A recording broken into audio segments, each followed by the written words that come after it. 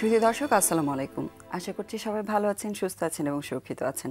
আপনাদের সবাইকে স্বাগত জানাচ্ছি আমাদের বাংলা ভিশনের স্বাস্থ্য বিষয়ক সাপ্তাহিক আয়োজন থাই বেবি ডাইপার স্বাস্থ্য কথা অনুষ্ঠানে। আপনাদের সাথে আজকে থাকবো আমি ডক্টর আরফিন সুলতানা এবং আজকে আমাদের এই পর্বে অতিথি হিসেবে দুজন বিশেষজ্ঞ ডক্টর আছেন। তারা হচ্ছেন অধ্যাপক ডক্টর ইন্দ্রজিৎ প্রসাদ, যিনি বিভাগীয় প্রধান হিসেবে আছেন ডায়াবেটিক ও endocrinology department, Dhaka medical college hospital, এবং আমাদের সাথে আরও আছেন ডক্টর ইফতেখার আহমেদ, যিনি সহযোগী অধ্যাপক এবং ইউনিট হেড হিসেবে আছেন শিশু বিভাগ, শিশু ও মাতৃস্বাস্থ্য ইনস্টিটিউট, মাতোয়াইল, ঢাকাতে। আপনাদের দুজনকে আজকের অনুষ্ঠানে স্বাগত জানাচ্ছি। অনেক ধন্যবাদ আমাদেরকে আমন্ত্রণ জানানোর জন্য। জি, অবশ্যই। আর দর্শক, আমাদের সাথে খুব গুরুত্বপূর্ণ দুটো বিষয়ে দুজন বিশেষজ্ঞ আছেন। তাদের কোনো বিষয় যদি তাদের মতামত চান বা কোনো পরামর্শ চান, সেক্ষেত্রে আমাদের সাথে যে স্ক্রলে দেখানো নাম্বার আছে সেখানে যোগাযোগ করতে পারেন এবং যুক্ত থাকতে পারবেন ফেসবুক লাইভেও।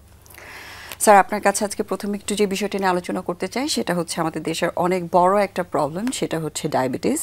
এবং এই ডায়াবেটিস একটা ইমার্জিং একটা ডিজিজ, সেটা নিয়ে আমাদের সবসময় একটা প্রধান টার্গেট থাকে মানুষকে সচেতন করা এবং এটাকে কিভাবে কন্ট্রোল করা যায় বা কিভাবে এটা থেকে সাইড ইফেক্টগুলোকে আমরা একটু কন্ট্রোল করে চলতে পারি সেগুলোতে ফোকাস করা। যার মধ্যে একটা বড় বিষয় হচ্ছে আমাদের যে দিবসগুলো থাকে বা যেগুলোতে আমরা সচেতনতা বৃদ্ধির জন্য ব্যবহার করে থাকি, সেরকম একটা ডায়াবেটিস দিবস আমরা পালন করেছি মাত্র। সো এই বছর আসলে ডায়াবেটিস দিবসের প্রতিপাদ্য কি ছিল এবং বাংলাদেশে আসলে এটার ইফেক্টটা কতটুকু এসেনশিয়াল আপনার মনে হয়? অনেক ধন্যবাদ গুরুত্বপূর্ণ বিষয় অবতারণা করার জন্য। আসলে ওয়ার্ল্ড ডায়াবেটিস ডে প্রতি বছর 14 নভেম্বর আমরা ঘটা করে পালন করি সারা বিশ্বের মতো বাংলাদেশেও।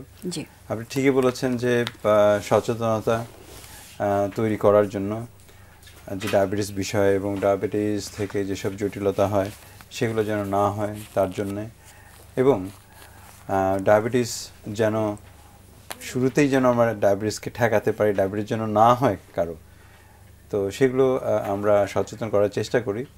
তো 14 নভেম্বর হচ্ছে যে ইনসুলিন যে আবিষ্কার করেছিলেন, সবাই বাংলাদেশে জানে ইনসুলিন যে মলিকিউল, এটার নাম, ওষুধটার নাম, যে আবিষ্কার করেছিলেন বেন্টিং, তার জন্মদিন হচ্ছে 14 নভেম্বর। তো এবং তার যে জন্মস্থানে একটা শিখা অনির্বাণের মতো জ্বলে, তো সেই শিখাটা বলা হয় যে যেদিন ডায়াবেটিসের কিউর আবিষ্কার হবে সেদিন শিখাটা নেভানো হবে, তখন থেকে জ্বলছে। তো প্রতি বছর 14 নভেম্বর আমরা পালন করি। আপনি জানেন যে বাংলাদেশে প্রায় 1,31,00,000 মানুষ ডায়াবেটিসে আক্রান্ত, এটা অফিসিয়ালি, এবং আনঅফিসিয়ালি আরও অনেক বেশি হবে। আমরা তো 50%ই জানি না যে আসলে বাংলাদেশের মানুষ ডায়াবেটিসে ভুগছে, সেজন্য সংখ্যাটা আরও অনেক বেশি, এবং অনেকেই ডায়াবেটিস হওয়ার জন্য ওয়েট করছে, যেটাকে আমরা বলি বর্ডার লাইন ডায়াবেটিস অথবা প্রি ডায়াবেটিস। সো এই যে প্রি ডায়াবেটিস, ডায়াবেটিস হওয়ার অপেক্ষায় বর্ডার লাইন ডায়াবেটিস, এখান থেকে কিন্তু ফেরত আসা যায়। তো সচেতনতাগুলো যেটা হচ্ছে যে আনডায়াগনোজ ডায়াবেটিস, যাদের আসলে ডায়াবেটিস আছে কিন্তু জানে না, অথবা যারা বর্ডার লাইন ডায়াবেটিস, তারা যেন ফুল ডায়াবেটিস না হয়ে যায়, এবং যারা ডায়াবেটিসে অলরেডি আক্রান্ত আছে তাদের যেসব জটিলতা হয়, ডায়াবেটিসের কিডনি নষ্ট হয়, চোখ নষ্ট হয়, ব্রেন স্ট্রোক হয়, হার্ট স্ট্রোক হয়, সেক্সুয়াল ডিসফাংশন হয়, এগুলো যেন না হয় ভালো নিয়ন্ত্রণের মাধ্যমে, নিয়মিত চিকিৎসকের সাথে যোগাযোগের মাধ্যমে, এবং সরকারি এবং বেসরকারি পর্যায়ে, বিশেষ করে সরকারি পর্যায়ে যে ডায়াবেটিসের যে চিকিৎসা, জেলা, উপজেলা, ইউনিয়ন সাব সেন্টার পর্যন্ত সরকার যে ব্যবস্থা করেছে, সেটা যেন আমাদের মানুষ সচেতনার অভাবে সেই সেবাগুলো আসলে নিতে পারে না, জানে না যে এখানে যে চিকিৎসাটা হচ্ছে সরকারি পর্যায়ে। সেই ব্যাপারে আসলে সচেতন করার জন্যই আমরা এই দিবসটা খুব ঘটা করে প্রতি বছরই পালন করি। যেহেতু বারবার আমরা আসলে একটা জায়গাতেই ফোকাস করতে চাচ্ছি, সেটা হচ্ছে প্রিভেনশন, স্পেশালি যারা আনডায়াগনোসড আছেন বা যেটা বললেন প্রি ডায়াবেটিক কন্ডিশন আছেন, যারা ডায়াবেটিসের দিকে যাচ্ছেন। সো যেহেতু দিবসটার উদ্দেশ্যে হচ্ছে সচেতনতা বাড়ানো ফর প্রিভেনশন স্পেশালি, সো প্রিভেনশনের জন্য আপনি আমাদের দর্শকদের আজকে কিছু স্পেশালি বলতে চান কিনা একজন বিশেষজ্ঞ হিসেবে? অনেক ধন্যবাদ। তো এই বছরের আসলে প্রতিপাদ্য বিষয় ছিল কর্মক্ষেত্রে ডায়াবেটিস। যে যারা ডায়াবেটিক আছে তারা, বেশিরভাগ মানুষ তো আসলে কাজ করে, তো অফিসে এবং তার কর্মক্ষেত্রে তার ডায়াবেটিসের যে ম্যানেজমেন্ট, তার যে কেয়ারফুলনেস এবং তার স্বাভাবিক কাজের মধ্যে থেকেই ডায়াবেটিসের চিকিৎসার যে উপকরণগুলো বের করে নেওয়া, তার যে জীবন আচরণ, সেটা যেন সে সঠিকভাবে মডিফাই করতে পারে। সিনিয়ররা, যারা জুনিয়র অফিসিয়াল অথবা এমপ্লয়ি আছে, তাদের যদি ডায়াবেটিস থাকে তাদেরকে যেন একটা স্পেশাল কেয়ার নেয়, অথবা সিনিয়ররা যারা ডায়াবেটিক আছে তাদের জন্য যেন স্পেশাল কিছু অ্যারেঞ্জমেন্ট থাকে। খাবারটা যেন হেলদি হয় কর্মক্ষেত্রে। অনেকে লাঞ্চ করতে হয় অফিসে, জি। দেখা যায় একটা ছোট বিরিয়ানির প্যাকেট নিয়ে বসে গেলাম আমরা, কেমন এরকম হয়। অথবা চা খাচ্ছি, চায়ের মধ্যে দেখা যায় সবাই খাচ্ছে, আমি সাথে চিনিটা খেয়ে ফেললাম, কেমন। তো অথবা একজনের একটা ভালো খবর আসলে সবাই মিলে মিষ্টি খেয়ে ফেললাম। মানে পেয়ার হিসেবে যাতে একটু রেসপন্সিবল বিহেভ করেন সবাই। জি, কারেক্ট। আর হচ্ছে যে মুভমেন্ট, যেমন হচ্ছে যে অফিসটা হলো 4 তলায়, আমরা লিফটে উঠে যাচ্ছি, দোতলায় অফিস, লিফটে উঠে যাচ্ছি, এবং অফিসের ফাঁকে ফাঁকে 1 ঘন্টা পরে পরে যদি আমরা 2 মিনিট 3 মিনিট করে উঠে একটু মুভ করি, কেমন, তাহলে কিন্তু অনেকাংশেই আসলে, এবং কর্মক্ষেত্রে স্ট্রেস, জি, এটাও কিন্তু কমানোটা খুব জরুরি। আপনি জানেন যে স্ট্রেস যখন হয় তখন স্ট্রেস হরমোন তৈরি হয়, growth hormone, epinephrine, glucagon, cortisol, এই ধরনের গ্রোথ, যে এগুলো যে counter regulatory hormone, stress hormone.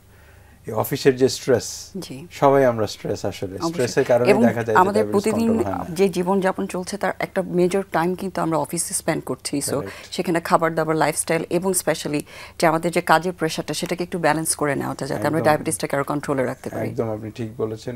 পাশাপাশি যেটা রয়েছে, আপনি প্রতিরোধের কথা জিজ্ঞেস করলেন। প্রতিরোধ আসলে প্রথমেই আমি আমার দর্শক যারা আছে তাদের উদ্দেশ্যে বলতে চাই যে বাংলাদেশে কিন্তু যে ডায়াবেটিস হয় সেটাকে আমরা বলি টাইপ 2 ডায়াবেটিস। এটা কিন্তু শতকরা 84% কিন্তু প্রতিরোধযোগ্য।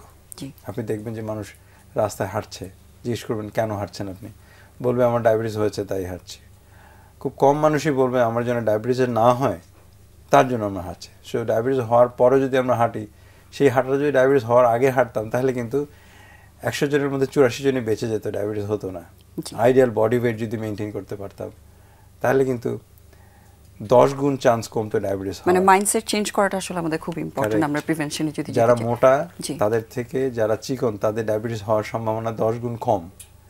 সো এই যে সুযোগগুলো, এটা আসলে আমাদের নিতে হবে। এবং ডায়াবেটিস, স্যার, এই বিষয়ে আপনার কাছ থেকে আরো বিস্তারিত জানতে আসবো। ডক্টর ইফতেখার, আপনার কাছ থেকে আপনার যে বিষয়টা আছে, শিশু বিভাগে আপনারা একটা মেজরিটি অফ দ্য পপুলেশনকে নিয়ে কাজ করছেন। সো বাচ্চাদের ক্ষেত্রে আমরা জানি যে কোনো বয়সের মানুষের ক্ষেত্রে একটা সিজনাল ডিজিজের একটা প্রভাব থাকে, স্পেশালি যারা এক্সট্রিমস অফ এজে থাকে। সো যেহেতু আপনি শিশু বিশেষজ্ঞ, সেক্ষেত্রে বাচ্চাদের বিষয়ে একটু জানতে চাই, এই যে সিজনাল চেঞ্জগুলো হচ্ছে, এখন কি কি ধরনের অসুখগুলো বা রোগগুলো আপনারা বেশি দেখতে পাচ্ছেন? ধন্যবাদ আপনাকে। আসলে এই শীতকাল, শীত আসছে, শীতে আমাদের শিশু, নবজাতক এবং শিশু, এদের জন্য খুবই গুরুত্বপূর্ণ বিষয়গুলো আসে, যে এই সময়টাতে বিশেষ করে নবজাতক এবং শিশুরা বিভিন্ন ধরনের অসুখ বিসুখে আক্রান্ত হয়। তাহলে অবশ্যই আমাদেরকে শিশুকে, নবজাতককে খুবই গুরুত্বের সাথে বাবা মাকে ওদেরকে যত্ন নিতে হবে, এবং কিছু বিষয় লক্ষ্য রাখতে হবে যেন শিশুর শরীরে, যেন শিশুর ঠান্ডাজনিত যে অসুখগুলো আছে, বিশেষ করে আমরা যে দেখে থাকি যে যখন আমরা কাজ করি ওয়ার্ডে, আমরা দেখি এখন শীতকাল, শীত শুরু হয়েছে, বাচ্চারা নিউমোনিয়া আক্রান্ত হচ্ছে। বাবা মারা একটু চলে আসছে যে বাচ্চাটা ঠান্ডা লেগেছে, বাচ্চাটা শ্বাসকষ্ট হচ্ছে। তো এই মা বাবা এসে বলছে যে আমার বাচ্চার নিউমোনিয়া হয়েছে। আসলে কিন্তু সবসময় যে নিউমোনিয়া হয়ে গেছে তা কিন্তু নয়। দেখা যাচ্ছে আজকাল ব্রঙ্কিওলাইটিস, যেটি একটি ভাইরাল ইনফেকশন, সেটি দিয়েও কিন্তু বাচ্চার ভাইরাসজনিত অসুখের কারণে তার শ্বাসকষ্ট হচ্ছে। তখন কিন্তু আমরা এই বাচ্চাগুলোকে আমরা যদি বাসায় সঠিকভাবে যত্ন নেওয়া যায় এবং তার নাক পরিষ্কার রাখা যায়, তাকে কিছু নিরাপদ উপশম এগুলো দিয়ে যদি তাকে যত্ন নেওয়া যায়, তাহলে দেখা যাচ্ছে আস্তে আস্তে শিশুটি কিন্তু ব্রঙ্কিওলাইটিস থেকে বা শিশু রক্ষা পেতে পারে। মানে ব্যাকটেরিয়াল ছাড়াও ভাইরাল ইনফেকশন থেকে রোগ হচ্ছে। আমরা যদি অন্যান্য কি সিস্টেমগুলো একটু চিন্তা করে বলি, কি কি ধরনের রোগগুলো, আসলে সব ধরনের রোগ সম্পর্কে একটু আমরা বিস্তারিতভাবে জানতে চাই। নবজাতক এবং শিশুরা যেমনি এই শ্বাসকষ্টজনিত অসুবিধা যেমন হয়, তেমনি এই সময় শীতকালে ডায়রিয়ারও প্রকোপ বাড়ে। তাহলে মাকে অবশ্যই খেয়াল রাখতে হবে যে শিশুটা যেন সঠিকভাবে যেন তার খাবার যে পরিচর্যা এবং তাকে হাইজিন মেনটেন করা, তাকে পরিষ্কার পরিচ্ছন্ন রাখা, যত্ন রাখা, এবং এমন একটি পরিবেশে রাখা যে পরিবেশটি তা খুবই রুমের আর্দ্রতাটা ঠিক রাখা, এবং শিশুকে একদম ফ্রেশ খাবার, যে খাবারগুলো ফ্রেশলি তৈরি করা খাবার তাকে প্রোভাইড করতে হবে, এবং শিশুকে কী করতে হবে, মায়ের দুধটা বেশি বেশি করে খাওয়াতে হবে। এছাড়াও দেখা যাচ্ছে এই আর্দ্রতার কারণে স্কিনে ত্বকের বিভিন্ন ধরনের সমস্যা হয়, ত্বক শুষ্ক হয়ে যায় এবং ত্বকে বিভিন্ন ধরনের সংক্রমণ হয়। এই সংক্রমণগুলোকেও কিন্তু অবশ্যই খুব সঠিকভাবে আমরা যদি বিশেষ করে আর্দ্রতা কমানোর জন্য, স্কিনের শুষ্কতা কমানোর জন্য আমরা যদি গ্লিসারিন জাতীয় যে এক্সপোজ জায়গাগুলোতে যদি ওইরকম লোশন বা ক্রিম ব্যবহার করা যায় গোসলের পরে, তাহলে কিন্তু আস্তে আস্তে এই ত্বকের সমস্যা হয় না। এবং আমরা ডায়রিয়া থেকেও আলটিমেটলি পরিষ্কার পরিচ্ছন্ন রাখলে এবং হচ্ছে খাবারটা যদি যত্নের সাথে দেওয়া যায় এবং পুষ্টিকর খাবার দেওয়া যায়, তাহলে শিশুর কিন্তু ডায়রিয়া থেকে আমরা রক্ষা পেতে পারি। জি, যেহেতু আপনারা নবজাতক এবং আরেকটু এলডারি বাচ্চা যারা আছে তাদের সবারই টেক কেয়ার করছেন, নবজাতকদের ক্ষেত্রে একটু জানতে চাই, একটা আমাদের স্পেশালি যারা রুরাল এরিয়াতে আছেন অনেক মায়েরাই কিন্তু সঠিকভাবে জানেন না একটা বাচ্চার যত্ন কিভাবে নিতে হয় জন্মের পরপর, বা কীভাবে আপনি যে বললেন বারবার একটু ব্রেস্ট ফিডিং করানো বা পরিবেশটাকে আর্দ্র রাখা বা এনভায়রনমেন্টটাকে হেলদি রাখা। সো যারা এরকম নতুন মা হয়েছেন তাদের বাচ্চাদেরকে হেলদি রাখার জন্য আপনি কি পরামর্শ দিতে চান? ধন্যবাদ, অনেক গুরুত্বপূর্ণ প্রশ্ন করেছেন আপনি। নবজাতকের শীতকালীন নবজাতকের যত্নটা খুবই গুরুত্বপূর্ণ, কারণ দেখা যাচ্ছে নবজাতক তার শরীরের তাপমাত্রা কমে যাওয়ার কারণে তার কিন্তু বিভিন্ন ধরনের অসুখ হতে পারে। বিশেষ করে তার রক্তের গ্লুকোজের পরিমাণ কমে যায়। অনেক সময় নবজাতক হঠাৎ করে তার শ্বাসকষ্ট সমস্যা হয় বা তার শ্বাসটা অ্যাপনিয়াতে সে চলে যেতে পারে এবং শিশুর বিভিন্ন ধরনের অসুখ, বিশেষ করে সেপ্টিসেমিয়া, রক্তহীন সংক্রমণের সম্ভাবনা থাকে। সেই ক্ষেত্রে অবশ্যই মাকে খেয়াল রাখতে হবে যে যে রুমে বাচ্চাটা থাকবে সেই রুমটা যেন তার হিউমিডিটি, আর্দ্রতা যেন সঠিক থাকে, ওই রুমের টেম্পারেচারটা যেন ভালো থাকে। আর হচ্ছে শিশুকে খুব বেশি ঢেকে রেখে, সবসময় খুব বেশি ঢেকে রাখতে হবে এমন কথা নয়। শিশুটি যেন ঠান্ডা না লাগে শরীরে এবং শিশুটি যেন অতিরিক্ত পরিমাণে তাকে ঢেকে রাখলেও এই শিশুটি দেখা যাচ্ছে তার শরীরে ঘাম হয়ে এবং শিশুটির শরীরের তাপমাত্রা বেড়ে গিয়েও কিন্তু শিশুটি বিভিন্ন রোগ, বিভিন্ন সংক্রমণের অসুবিধার সম্মুখীন হতে পারে। এবং এক্ষেত্রে অবশ্যই যখন বেশি বেশি করে বুকের দুধ খাওয়াবে, শুধুমাত্র বুকের দুধ, এবং বুকের দুধ খাওয়ালে দেখা যাচ্ছে শিশুটি এই যে রোগগুলো, এই যে সংক্রমণগুলো এবং তার শরীরে যে তাপমাত্রা কমে গিয়ে তার মেটাবলিজমটা অনেক সময় হ্যাম্পার্ড হতে পারে।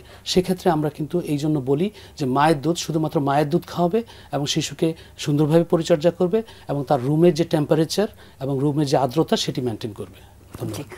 যেহেতু বারবার আপনি ব্রেস্ট ফিডিং এর বিষয়টাকে এমফাসাইজ করছেন বাচ্চাকে হেলদি রাখার জন্য, একটু অ্যাড করি অবশ্যই প্লিজ। এর সাথে আমাদের শিশু বিশেষজ্ঞ ব্রেস্ট ফিডিং এর কথা বললেন। এর আগে আপনি প্রশ্ন করেছেন ডায়াবেটিসের প্রতিরোধ। আমাদের মেজর যে ডায়াবেটিসটা টাইপ 1 এবং টাইপ 2 ডায়াবেটিস, শিশুদের যে ডায়াবেটিস হয়, এখানে কিন্তু যেসব শিশু ব্রেস্ট ফিডিং করেছে তাদের কিন্তু টাইপ 1 ডায়াবেটিস হওয়ার সম্ভাবনা অনেক কমে যায়। সারা জীবন ইনসুলিন লাগছে, তো সেটার সম্ভাবনা কিন্তু কমে যায়। যারা গাভীর দুধ খাওয়ায় তাদের কিন্তু টাইপ 1 ডায়াবেটিস হওয়ার সম্ভাবনা বেশি থাকে। সুতরাং শিশু বিশেষজ্ঞের যে মতামত যে ব্রেস্ট ফিডিং করা, এটা কিন্তু এন্ডোক্রাইন পয়েন্ট অফ ভিউ থেকে ডায়াবেটিস বিশেষজ্ঞ হিসেবে কিন্তু আমি ওনাকে সাপোর্ট করছি এটা যেন সবসময় হাইলাইট করেন যে মায়ের বুকের দুধ খাওয়ানো প্রথম 6 মাসে। জি অবশ্যই, এবং বাচ্চার ওভারঅল হেলথের জন্য আসলে আল্লাহ এমনভাবে তৈরি করেছেন, যে উপরওয়ালা এমনভাবে তৈরি করেছেন যাতে সবগুলো পুষ্টিগুণ তার মধ্যে থাকে এবং বাচ্চা হেলদি থাকতে পারে। তার রোগ প্রতিরোধ ক্ষমতা যেমনি করবে তেমনি হচ্ছে অনেকগুলো অসুখ স্যার যেভাবে মেনশন করেছে, অনেকগুলো অসুখ, বিশেষ করে তার ভবিষ্যতে ডায়াবেটিস হওয়ার একটা রিস্ক ফ্যাক্টর, এটা থেকে শিশু রক্ষা পাবে এবং শিশু রোগ প্রতিরোধ ক্ষমতা। এবং আমরা বলে থাকি যে শিশু যে মায়ের দুধটা খাওয়ালো, জন্মের পরবর্তী যে কোলোস্ট্রামটা খাওয়ালো, এটি তার প্রথম টিকা হিসেবে কাজ করবে এবং এটি তাকে অনেকগুলো অসুখ থেকে তাকে রক্ষা করবে। এই জন্য আমার অনুরোধ থাকবে যেন শিশুকে অবশ্যই যেন বুকের দুধ খাওয়ানো হয়। এবং আপনারা জানেন যে আমি যে ইনস্টিটিউটে কাজ করি, institute child and mother health, আমাদের শ্রদ্ধেয় শিক্ষক প্রফেসর MQ তালুকদার স্যার, উনি কিন্তু ওনার সবচেয়ে বড় মোটিভ হচ্ছে, এবং ICMH এমন একটি প্রতিষ্ঠান যেখানে ব্রেস্টফিড ছাড়া অন্য কোনো কিছুকে প্রমোশন স্ট্রিক্টলি প্রহিবিটেড। এবং স্যার এই বিষয়ে বাংলাদেশ ব্রেস্ট ফিডিং ফাউন্ডেশনকে স্যারের নেতৃত্বে এগিয়ে নিয়ে যাচ্ছেন এবং আমরা কিন্তু এই বিষয়ে শিশু বিশেষজ্ঞরা খুবই বেশি ফোকাসড। এবং আমরা জনগণকে বলি, সাধারণ মানুষকে বলি যে অবশ্যই জন্মের পর নবজাতক মায়ের দুধ খাবে, শুধুমাত্র মায়ের দুধ। জি, ব্রেস্ট ফিডিং এর বিষয়ে আরেকটা প্রশ্ন একটু করতে চাই। অনেকেই মনে করে থাকেন, স্পেশালি যারা নানি দাদিরা আছেন, যে বাচ্চা হয়তো প্রপার ফিডিং পাচ্ছে না, তখন অনেক সময় তাকে এক্সট্রা কিছু খাওয়ানোর চেষ্টা করছেন। আসলে একজন মা কিভাবে বুঝবেন যে তার বাচ্চাকে প্রপারলি ফিড করানো হচ্ছে? এবং কারো যদি এরকম হয় যে বুকের দুধ সঠিকভাবে তৈরি হচ্ছে না বা অল্প পরিমাণে তৈরি হচ্ছে, তাদের মিল্ক প্রডিউসিড করার জন্য কোনো খাদ্যের তালিকা বা কিছু দিতে চান কিনা দর্শক? ধন্যবাদ। আসলে আমাদের সমাজে এক ধরনের ট্যাবও আছে, বা দাদি নানিরা দেখা যাচ্ছে বাচ্চা একটু কান্না করলেই বলছে যে আমার নাতি আমার বাচ্চা দুধ পাচ্ছে না। আসলে বিষয়টি কিন্তু এভাবে নির্ণয় করা হয় না।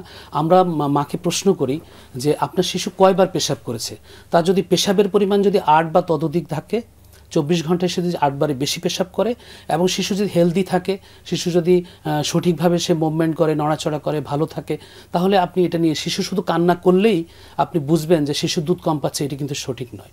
তাহলে শিশু পেশাব করছে কিনা, 8 বার বা তার বেশি সময় সে যদি পেশাব করে এবং সে যদি এক্সক্লুসিভ বুকের দুধ খায়, মায়ের দুধ, শুধুমাত্র মায়ের দুধ খায়, তাহলে বুঝতে হবে যে শিশু সঠিকভাবে দুধ পাচ্ছে। এবং আপনি আরও প্রশ্ন করেছেন, ধন্যবাদ, যে আমরা মাকে অনেক ধরনের ঔষধ দেই যেটি বুকের দুধ বাড়ানোর জন্য প্রচলিত বলা হয়। আসলে এগুলির খুব একটা প্রয়োজন নেই। আপনি যদি মাকে সঠিকভাবে পুষ্টিকর খাবার বেশি বেশি পরিমাণে খাওয়ানো যায়, বিশেষ করে তরল খাবার, এই খাবারগুলো যদি তরল খাবার, লিকুইড জাতীয় খাবার এবং যে খাবারে প্রোটিন আছে, যে প্রোটিন সমৃদ্ধ খাবার, পুষ্টি, এই খাবারগুলো যদি বেশি পরিমাণে খায়, আগে সে যতটুকু খেত তার সন্তানের জন্য, নবজাতক শিশুর জন্য সে আরেকটু বেশি খাবে। বেশি খেলে সে পর্যাপ্ত পরিমাণে দুধ আসবে। আর আপনারা জানেন যে বুকের দুধটা আসলে কিন্তু আসে হচ্ছে বাচ্চা যত বেশি বুকের দুধ টানবে, তার রিফ্লেক্সটা যত বেশি অ্যাক্টিভ হবে, সাকিং রিফ্লেক্স, তত বেশি আসবে। আর মায়ের বুকের দুধ আসার জন্য সবচেয়ে ইম্পর্টেন্ট হচ্ছে মায়ের মাইন্ডসেট। আমাদের যে বুকের দুধের যে আসার জন্য যে গুরুত্বপূর্ণ বিষয়, সেটি হচ্ছে আমাদের মস্তিষ্ক থেকেই এটি স্টিমুলেশন হয় এবং তখন কিন্তু আলটিমেটলি, তার মানে এই বিষয়ে মাকে একটা প্রপার কাউন্সেলিং করানো ইম্পর্টেন্ট। যে ব্রেস্ট ফিডিং এর জন্য প্রফেশনাল যারা আছে তারা প্রত্যেকজন শিশু বিশেষজ্ঞ আজকাল দেখা যাচ্ছে মায়ের বুকে, এটাকে এমফাসিস দিতে হবে, মাকে মোটিভেট করতে হবে যে মা, আপনার বাচ্চা বুকে দুধ পাবে এবং অধিক এবং পর্যাপ্ত পরিমাণে বুকে দুধ পাবে, এবং তাতেই করে কিন্তু শিশুর সঠিক পুষ্টি এবং সুস্বাস্থ্য নিশ্চিত হবে। অবশ্যই, অনেক ধন্যবাদ সুন্দর করে বিষয়টা বুঝিয়ে বলার জন্য। আমাদের সাথে একজন দর্শক যুক্ত আছেন। দর্শক, আপনার নাম এবং বয়স বলে প্রশ্নটা জানান। আচ্ছা, হ্যালো, জি, আপনাকে শুনতে পাচ্ছি, বলুন। আসসালামু আলাইকুম। আমার নাম ওয়ালাইকুম আব্দুল আসসালাম। মুমিন নাফি। আমি 9 বছর, আমার বয়স 9। আমার কাশি হয়, কাশতে কাশতে মাঝে মধ্যে একটু বমি হয়, নাক চুলকায়, এর জন্য আমি কি করব? ঠিক আছে, আপনাকে ডক্টর শুনতে পেয়েছেন। ওর বয়স 9 বছর, আপনার কাছে সরাসরি প্রশ্ন করেছে। আপনার ধন্যবাদ। কিছু জানার আছে? ধন্যবাদ, তুমি প্রশ্ন করেছো। 9 বছর বয়স, তোমার বারবার কাশি হয়, কাশতে কাশতে বমি হয়, তাহলে এটি তোমার কতদিন থেকে হয়? এই কাশিটা কতদিন থেকে হয়? বারে হয়? সম্ভবত আমাদের সাথে আর সংযুক্ত নেই। জি, তাহলে এই যে বাচ্চা আমাদেরকে জানতে চেয়েছেন, তার ঘন ঘন তার বারবার ঠান্ডা লাগে এবং সে হচ্ছে কাশিটা কমছে না। সম্ভবত শিশুটির কোনো তার কোনো অ্যাটোপির হিস্ট্রি আছে, তার কোনো ঠান্ডাজনিত কোনো অ্যালার্জি হিস্ট্রি আছে, এবং এটার জন্য তাকে অবশ্যই 3টি জিনিস খুব ফলো করতে হবে। যে তার যে ঠান্ডা লাগার যে বিষয়গুলো আছে, বিশেষ করে তাকে ধুলা বালি, ধোঁয়া, ঠান্ডা, এগুলি থেকে তাকে আলাদা দূরে থাকতে হবে। এবং তার যদি এই ঠান্ডা কাশির সাথে যদি শ্বাসকষ্ট থাকে, তাহলে তাকে এই মুহূর্তে একটু আমরা সব সালবিউটামল নেবুলাইজেশন দিয়ে তার একটু কাশি শ্বাসকষ্টটা কমানো যেতে পারে। এবং যদি এটি বারবার হয়, তাহলে অবশ্যই একজন শিশু বিশেষজ্ঞ অথবা শিশু পেডিয়াট্রিক পালমোনোলজিস্ট কারোর সাথে দেখা করলে নিশ্চয়ই তার সমস্যাটা সমাধান হবে বলে আমি মনে করি। অনেক ধন্যবাদ স্যার। আপনার সাথে আমরা আলোচনায় ছিলাম ডায়াবেটিস প্রিভেনশনের বিষয়টা নিয়ে। আপনি টাইপ 2 ডায়াবেটিসের ব্যাপারে বলছিলেন, কিভাবে প্রিভেন্ট করা যায়। যে কোনো ক্ষেত্রে আমরা যদি একটু প্রিভেনশনের ব্যাপারটা আপনার কাছ থেকে একটু ইলাবোরেটলি জানতে চাই। অনেক ধন্যবাদ। প্রিভেনশনের জন্য আসলে আমরা প্রথম যেটা করতে চাই সেটা হচ্ছে যে আমাদের যে কায়িক পরিশ্রম, যেটার পরিমাণ অনেক কমে গেছে, সব কিছুই মেকানাইজড হয়ে গেছে। ইভেন রিক্সা যে আগে চলতো সেটাও এখন মোটরাইজড হয়ে গেছে। তো আগে আমরা সব স্লিম রিক্সাওয়ালা দেখতাম, রিক্সাওয়ালা ভাইরা সব স্লিম ছিল, এখন ওরাও মোটা। এবং গ্রামে গঞ্জে ডায়াবেটিসের পরিমাণ কম ছিল, সেখানেই মোটরাইজড রিক্সা হয়ে সেখানেও সবাই মোটা হয়ে যাচ্ছে, এবং দেখা যাচ্ছে যে ডায়াবেটিসের পরিমাণ ইভেন গ্রামে গঞ্জেও অনেক বেড়ে গেছে। সো আমি এমফাসাইজ করতে চাই যে স্থূলতা কমানোর জন্য, আইডিয়াল বডি ওয়েট মেনটেন করার জন্য, আপনি জানেন যে ওজন এবং উচ্চতার অনুপাত যদি 23 কেজি পার মিটার স্কোয়ারের নিচে হয়, তাহলে এটা একটা ভালো দিক আমরা বলবো। এবং ডায়াবেটিস প্রতিরোধের জন্য অনেক ওজন যে কমানোর দরকার আছে তা কিন্তু না। মানে একটা মানুষ যদি 100 কেজি হয়, উনি যদি 5% ওজন কমায়, মানে সে যদি তার আইডিয়াল সাপোজ 50 কেজি, মানে বিএমআইটা চেক করে দেখে, হ্যাঁ, 50 কেজিতে আসা তার দরকার নাই। সে যদি 5 কেজিও কমাতে পারে, মানে 5% ওয়েট লস, এটি কিন্তু আমাদের ডায়াবেটিস প্রতিরোধে অনেক বড় একটা ভূমিকা পালন করে। সো অনেক অ্যাগ্রেসিভ না হয়ে ধীরে ধীরে সে যদি ওজন কমায়, প্রতিদিন যদি কেউ আধা ঘন্টা করে হাঁটে সপ্তাহে 5 দিন, এবং সুষম খাদ্য যদি গ্রহণ করে, ফ্যাট ফুড যদি না খায়, suppose junk food, fast food, কোমল পানীয় এগুলো খেয়ে ফেললাম, অনেক ভাত খেলাম, একটা গবেষণা আছে আমাদের, সেখানে দেখা যাচ্ছে অন অ্যান অ্যাভারেজ বাংলাদেশে মানুষ 85% কার্বোহাইড্রেট খায়। যেমন আইডিয়ালি কী হওয়া উচিত, একটা প্লেটের 4 ভাগের 1 ভাগ ভাত রুটি থাকবে, পুরো অর্ধেক প্লেটটা জুড়ে থাকবে নন স্টার্চি ভেজিটেবল, মানে আলু ছাড়া যত সবজি। আলু কিন্তু কোনো সবজি না, অনেকে এটা মনে করে সবজি, কিন্তু এই আলু ছাড়া সবজি, হ্যাঁ শর্করায় ভরপুর। এই অর্ধেক প্লেট থাকবে হচ্ছে সবজি, 4 ভাগের 1 ভাগ প্লেট ভাত রুটি থাকবে, এবং 4 ভাগের 1 ভাগ মাছ এবং মাংস থাকবে। সো এরকমভাবে যদি আমরা একটা প্লেটকে অর্গানাইজ করতে পারি, তাহলে কিন্তু আমাদের যে হেলদি, মানে সহজে আমি যদি মানে খাবারের সময় যাতে এই চিন্তাটা মাথায় থাকে, সব ধরনের নিউট্রিশন যাতে আমরা প্রপারলি ইনটেক করি, সেটা ব্যালেন্সড যাতে থাকে, ব্যালেন্সড ডায়েট। কিন্তু এর উল্টোটাও আছে। এখন দেখবেন যে ভিডিওতে দেখা যাবে যে ভাত রুটি খাওয়া সব বন্ধ করে দিয়ে শুধু মাছ মাংস ডালডা, তারপরে ঘি মাখন, হ্যাঁ প্রতিদিন 8টা 10টা করে, হ্যাঁ 8টা 10টা করে ডিম খাচ্ছে, কেটো ডায়েট করছে। হ্যাঁ অনেকেই বলছে যে এটা খেলে মনে হয় ডায়াবেটিস ভালো হয়ে যাবে, ভাত রুটি খাওয়া বন্ধ করে দিলে ডায়াবেটিসের ওষুধ লাগবে না, ইনসুলিন লাগবে না, প্রেশার ওষুধ লাগবে না, কোলেস্ট্রল ওষুধ লাগবে না। তো এটাও আবার একটা ভুল ধারণা। তো যাই হোক, তো এই ধরনের লাইফস্টাইল যদি আমরা মনিটর করতে পারি, এবং ঘুমের বিষয়টাও চলে আসবে এখানে। কেউ যদি আমরা প্রতিদিন 6 থেকে 8 ঘন্টা ঘুমাই, এটাও কিন্তু ডায়াবেটিস প্রতিরোধে অনেক ভালো একটা ভূমিকা পালন করে। এবং আলটিমেটলি যদি কারো প্রি ডায়াবেটিস হয় এবং ওজন এবং উচ্চতার অনুপাত যদি অনেক বেশি থাকে, সেক্ষেত্রে যারা ওবিস তাদের ক্ষেত্রে মেটফর্মিন নামক একটি খুব সস্তা একটা ওষুধ আছে, সেটা খেলেও কিন্তু দেখা যায় যে, সুতরাং ডায়েট, এক্সারসাইজ, ড্রিম মানে ঘুম, এবং আলটিমেটলি মেডিকেশন সব কিছু মিলিয়ে কিন্তু আমরা কিন্তু ডায়াবেটিস প্রতিরোধ করতে পারি। এবং এখন যেটা চলে এসছে যে ওবেসিটি রিডাকশন, অনেকেই চেষ্টা করেও কিন্তু পারে না। সাপোজ হাঁটুর ব্যথা হচ্ছে, কারো ফিটনেস নাই, তো সেক্ষেত্রে কিন্তু অনেক সময় কেউ যদি হেঁটে খাওয়া দাওয়া নিয়ন্ত্রণ করে ওজন সঠিক মাত্রায় নিয়ন্ত্রণ না করতে পারে, সেক্ষেত্রে কিন্তু এফডিএ অ্যাপ্রুভ, আমাদের ডিজিডিএ, আমাদের ওষুধ প্রশাসন অধিদপ্তর কর্তৃক অ্যাপ্রুভড কিছু মেডিকেশন আছে, সেগুলো দিয়েও কিন্তু ওজন কমানো যায় বৈজ্ঞানিক উপায়। তো সবকিছু মিলিয়ে আসলে এখন যেটা দেখা যাচ্ছে, এটা মাথায় রাখতে হবে, আমাদের দেশের মানুষ আসলে একটা টেন্ডেন্সি আছে ওষুধের উপর নির্ভরশীল হয়ে যাওয়া, সেটাতে আসলে শেষেই বললাম এটা।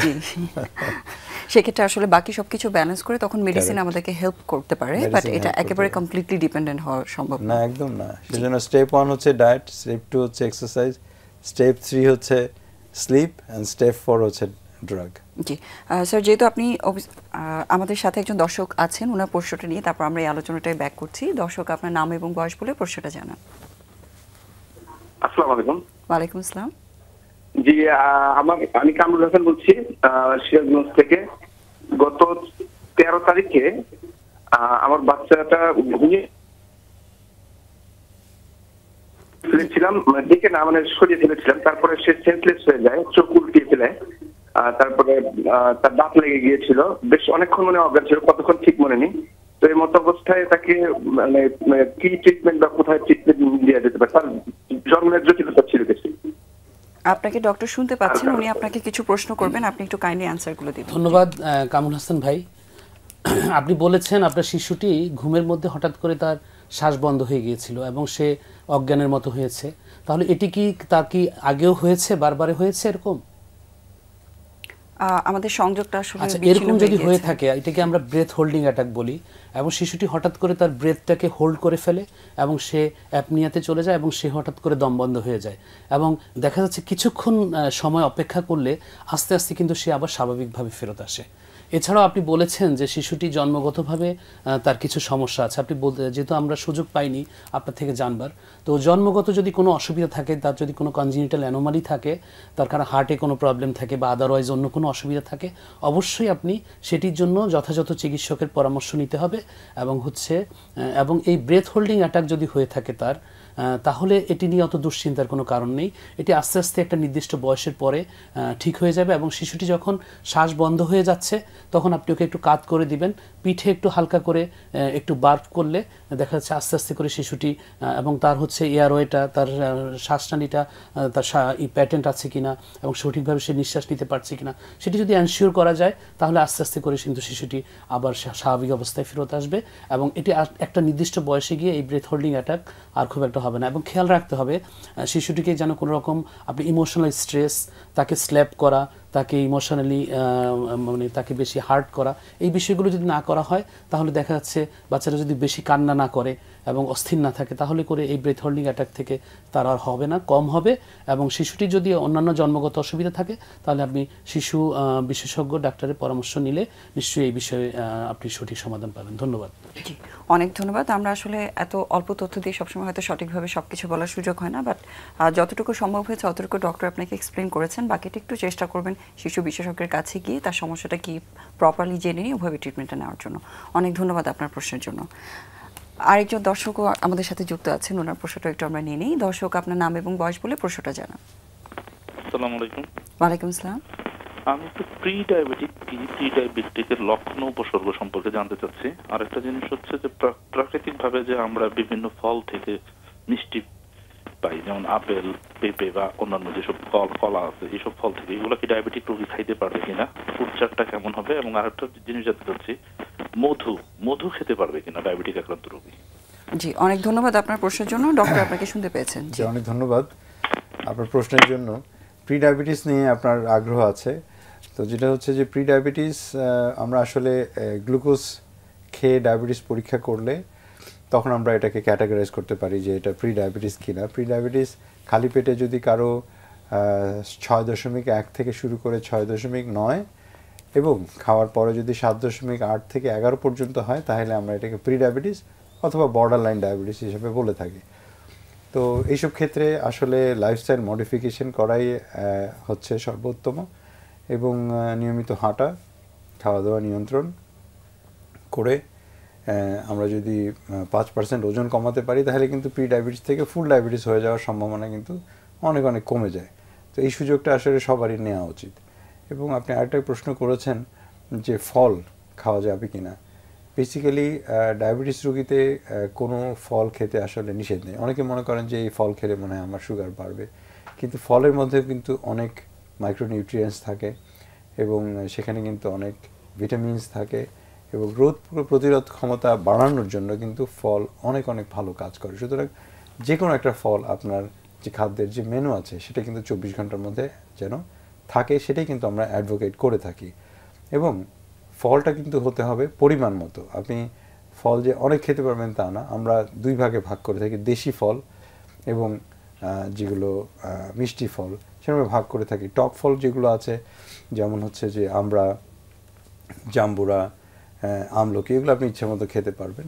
কিন্তু যেগুলো মিষ্টি ফল আছে যেমন আম, জাম, কাঁঠাল, কমলা, কেমন লিচু, পরিমিত পরিমাণে খেতে হবে। পরিমিত পরিমাণে। উনি আরেকটা বিষয় জানতে চেয়েছিলেন, মধুটা খাওয়া যাবে কিনা। জি, মধু আসলে এটাও এক ধরনের সুগার, তো মধুটাও আমরা আসলে ডিসক্যারেজ করি। এমনিতে সরাসরি চিনি খেলে যেরকম আপনার এরকমভাবে উঠে এরকমভাবে নামবে ডায়াবেটিস, মধু খেলে এটাও বাড়বে কিন্তু একটু কার্ভ হয়ে বাড়ে আর কি, কেমন। সুতরাং মধু খাওয়াটাও আমরা আসলে ডিসক্যারেজ করি। মধুটাও আসলে ডায়াবেটিস রোগীদের খাওয়া উচিত না, তাহলে কিন্তু ডায়াবেটিস কন্ট্রোল করা কিন্তু অনেক ডিফিকাল্ট হয়ে যায়। সেজন্য তবে একটা ফলের ব্যাপারে আমরা বলবো যে কামরাঙ্গা, এই ফলটা কিন্তু মানুষের কিডনি ক্ষতি করে, বিশেষ করে এটার মধ্যে কিডনি টক্সিন থাকে। তো সেই ক্ষেত্রে কিন্তু কামরাঙ্গা অনেকের বাড়িতে আছে অথবা অনেকে কামরাঙ্গা খেতে পছন্দ করে টক ফল হিসেবে, এটা কিন্তু খাওয়া ঠিক না। বিশেষ করে কামরাঙ্গার জুস, এটা কিন্তু বহু মানুষের কিডনি খারাপ হয়েছে। সুতরাং ডায়াবেটিক রোগীদের জন্য আমরা একটু সাবধান হতে বলবো, যেন আপনি মানে টক খাবারের মধ্যে কামরাঙ্গাটা সম্ভব হলে একটু অ্যাভয়েড করা ভালো। সব ফল আপনি খেতে পারবেন এবং পরিমাণ মতো। জি, অনেক ধন্যবাদ। আমরা এই আলোচনাগুলোতে আবারই ফেরত আসবো। তার আগে একটা ছোট্ট বিরতিতে যেতে চাচ্ছি থাই বেবি ডাইপার স্বাস্থ্যগত অনুষ্ঠান থেকে। ততক্ষণ পর্যন্ত দর্শক আমাদের সাথেই থাকুন।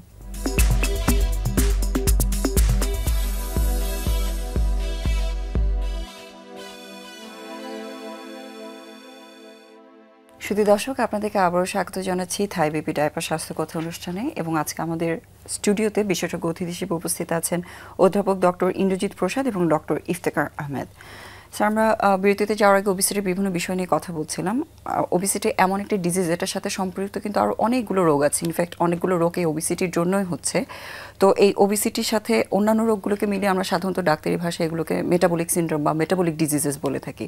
সো বিশেষজ্ঞ হিসেবে আসলে ওবিসিটি সম্পর্কে মানুষকে সচেতন করার জন্য অন্য রোগগুলো সম্পৃক্ত করে আমাদের দর্শকদের কী বলতে চান?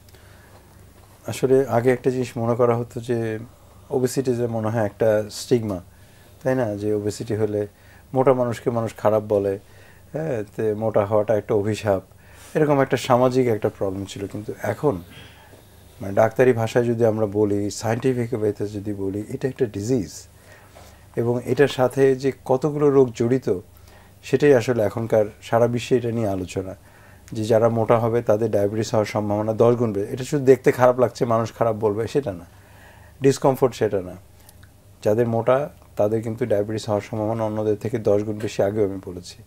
তাদের ব্লাড প্রেশার হওয়ার সম্ভাবনা অনেক বেশি, তাদের ব্রেনের প্রেশার বেড়ে যাওয়ার সম্ভাবনা অনেক বেশি, তাদের ক্যান্সার হওয়ার সম্ভাবনা, আপনি একজন ক্যান্সার সার্জন, আপনি নিশ্চয়ই অনেক কেস ফেস করেন, এবং ক্যান্সার হওয়ার সম্ভাবনা কিন্তু মোটা মানুষদের অনেক বেশি।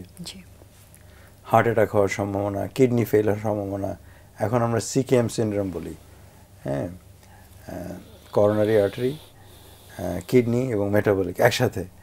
তো সব কিছু মিলিয়ে দেখা যায় যে তার অস্টিওআর্থ্রাইটিস যেটাকে আমরা বলে থাকি, সেটা ফ্যাটি লিভার হওয়ার সম্ভাবনা অনেক বেশি থাকে। ইনফার্টিলিটির মতো একটা চ্যালেঞ্জিং কন্ডিশনের কিন্তু রেলেভেন্ট থাকে। চ্যালেঞ্জিং বিষয়, পলিসিস্টিক ওভারি সিনড্রোমের মতো বিষয়, যেখানে মহিলাদের দেখা যায় যে মুখে দাড়ি গোঁফ হচ্ছে, মাসিক অনিয়ম হচ্ছে, বাচ্চা হচ্ছে না, কেমন এই ধরনের যে পলিসিস্টিক ওভারি সিনড্রোম, এগুলোর সম্ভাবনা কিন্তু অনেক ওয়াইড স্পেকট্রাম একটা ডিজিজকে ইনভলভ করছে।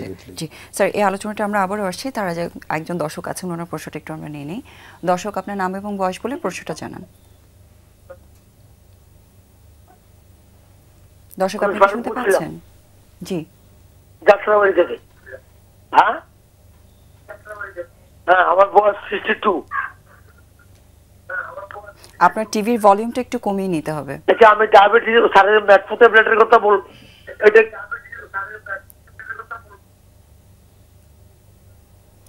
আপনাকে ডক্টর শুনতে পাচ্ছেন, আপনি টিভির ভলিউমটা কমিয়ে আবার আপনার প্রশ্নটা জানান আমাদের।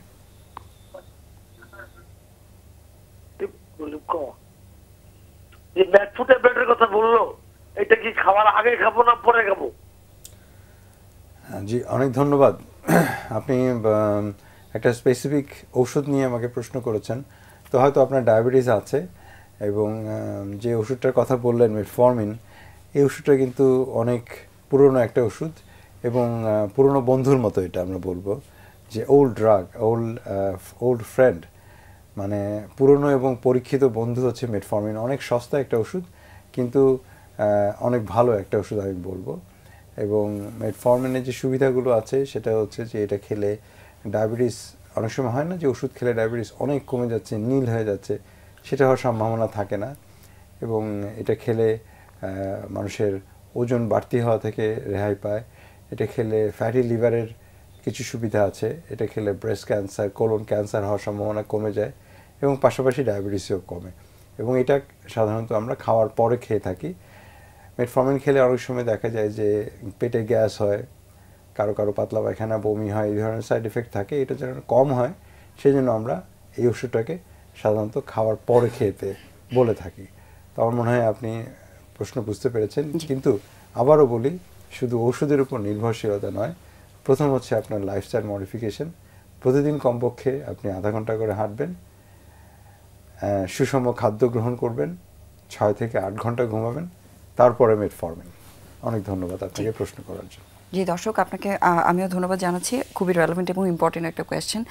স্যার, ওবিসিটির ইফেক্টগুলোর মধ্যে আপনি পিসিওএস এর কথা বলছিলেন। আমরা আসলে অনুষ্ঠানে একদমই শেষের দিকে চলে এসেছি। খুবই ইম্পর্টেন্ট একটা টপিক, যেহেতু একটু ছোট করে এটা সম্পর্কে দর্শকদের সচেতন করার জন্য আপনি কি বলতে চান সেটা জানতে চাই। ধন্যবাদ। আসলে পলিসিস্টিক ওভারি সিনড্রোম পেশেন্টরা যখন আমাদের কাছে আসে, তো সাধারণত কিশোরী এবং ইয়াং যারা গার্ল আছে, লেডিস আছেন, তারা আছে আমাদের কাছে।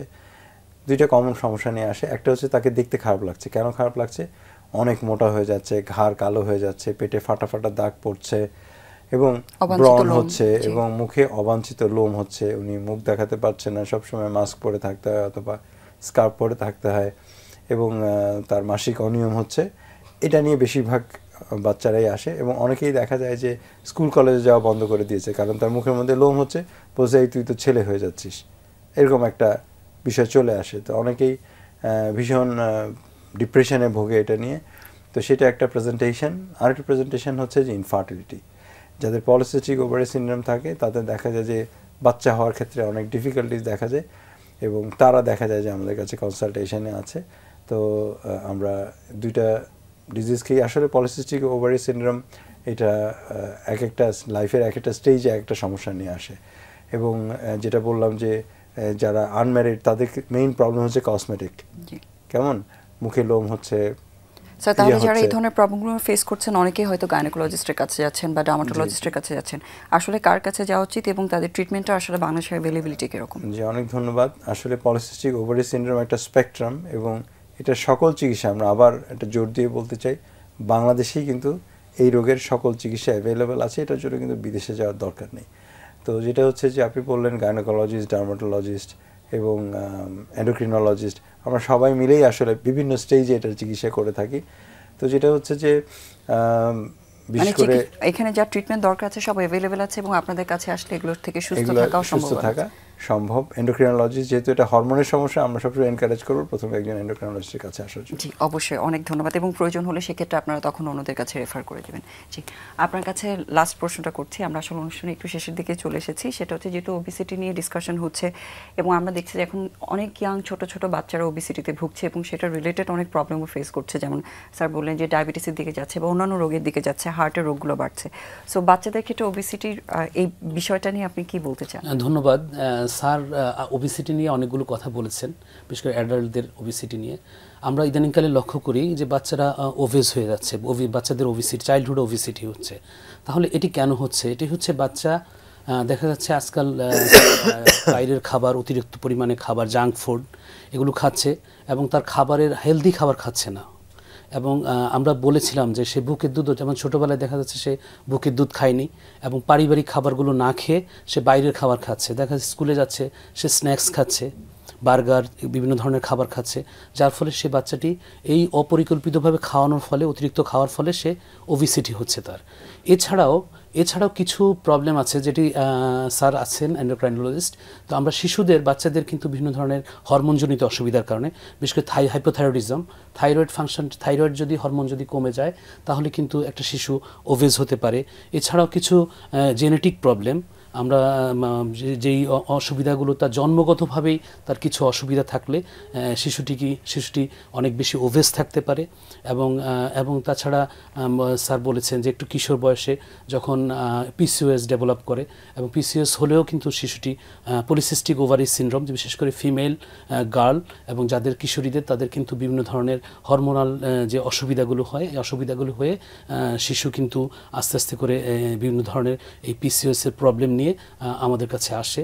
এবং আমরা তখন শিশু যে এন্ডোক্রাইনোলজিস্ট আছে, পেডিয়াট্রিক এন্ডোক্রাইনোলজিস্ট, ওনার তত্ত্বাবধানে অথবা একটু বড় হলে আমরা অ্যাডাল্ট এন্ডোক্রাইনোলজিস্টকে কাছে রেফার করি। এবং কন্ডিশনটাকে প্রিভেন্ট করার জন্য আপনি প্যারেন্টদেরকে সচেতন করার জন্য বা এনকারেজ করার জন্য কি বলতে চান? এখন এই প্যারেন্টকে এটাই বলতে হবে যে আমরা বলছি যে একটা ট্রাফিক ডায়েট প্ল্যান, যে ডায়েট আমরা জানি আমাদের যেমন হচ্ছে কিছু খাবার আছে যে খাবারগুলো স্ট্রিক্টলি প্রহিবিটেড, যেগুলি আমরা রেড জোনে ফেলি, যেমন বিশেষ করে বাইরের খাবার, জাঙ্ক ফুড, অন্য কোমল পানীয়, বেভারেজ, অতিরিক্ত পরিমাণ জুস, এগুলি খেলে কিন্তু শিশুর এই ওজনটা বাড়তে পারে। তাহলে এগুলিকে আমরা রেড জোনে, এই রেড লাইট প্ল্যান যে ডায়েটগুলো আছে এগুলি আমরা স্ট্রিক্টলি অ্যাভয়েড করব।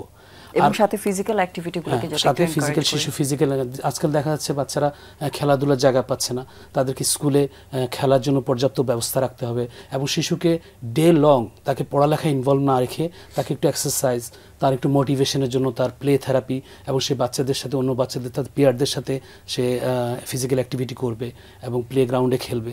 এই বিষয়টা এনশিওর যদি করা যায় তাহলে শিশুটি অবশ্যই এই ওবিসিটি থেকে এবং ওবিসিটির যে জটিলতাগুলো আছে সেগুলো থেকে সে কিছুটা রক্ষা পেতে পারবে। অবশ্যই। এবং আমরা আসলে জানি বেশিরভাগ রোগ যেগুলো আছে এগুলো প্রিভেনশনের জন্য আমাদের ব্যালেন্সড লাইফস্টাইলটা আসলে সবচেয়ে বেশি ইম্পর্টেন্ট। দর্শক, আপনারা শুনেছেন আমাদের বিশেষজ্ঞ অতিথিরা খুব সুন্দর করে বলেছেন খুব সিম্পল কিছু মেথড যেগুলো আমাদের এই সেডেন্টারি লাইফস্টাইলটাকে কন্ট্রোল করার মাধ্যমে বা নিয়ন্ত্রণ করে আমরা অনেক রোগ থেকে কিন্তু নিজেদেরকে সুস্থ রাখতে পারি বা অ্যাটলিস্ট প্রিভেন্ট করতে পারি। চেষ্টা করবেন এগুলো মেনে চলার জন্য এবং সবাইকে আশা করছি ভালো থাকবেন, সুস্থ থাকবেন। সবাইকে ধন্যবাদ জানিয়ে বিদায় নিচ্ছি থাই বেবি ডায়াপার স্বাস্থ্যগত অনুষ্ঠান থেকে। ধন্যবাদ সবাইকে।